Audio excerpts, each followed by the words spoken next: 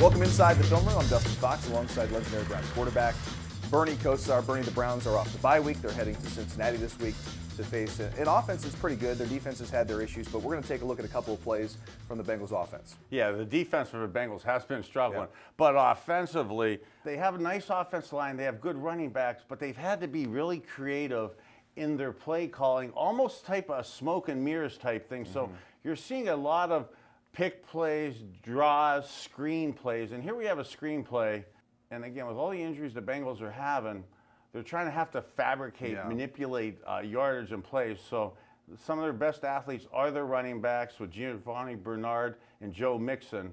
So right here we have Mixon just leaking out on a slow screen. Look at how he hits the hole, splits the seam, missed tackle on the second level. He's already to the third level before you know it.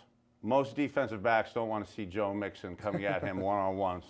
Yeah, Mixon's a talented back. And, you know, the Bengals have been without A.J. Green for the last couple of weeks. There's a chance he could go on Sunday against the Browns, but they're going to need guys like Mixon to step up. But this is a way, I think, to really get your best player in space, your second best player, I should say, in offense in space, and that's Mixon. They've been having to find other weapons in their offense, and C.J. Uzomah has done a pretty good job. They're a big tight end. Having to fabricate players and fabricate plays.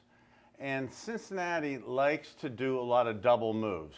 You're seeing Andy Dalton, being a veteran, keeping the safety, Eric Weddle, into the middle of the field, to looking left to get him to go to the top of your screen.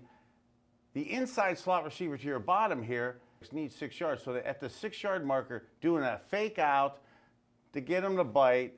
It's like a stick and go. A stick and go to get up the seam. Andy Dalton, he's taken a lot of criticism through his career. I love the way he throws these middle reads and these seams. It's hard to beat a perfect throw, as Dan Marino used to say. But these are few and far between with the Bengals with their injuries. And if we're able to get good pressure on them, that's going to be real tough. Dalton is still really, really talented. Andy Dalton, I think in the last 6 years, I saw a stat this past week, I think he has some of the most comebacks, over 40 fourth quarter comebacks in the last 6 years, second most in the NFL in that time frame. Yeah, he's a guy that I think gets really underrated, partly because his offensive line has been mishmashed over the last couple seasons. There's been injuries.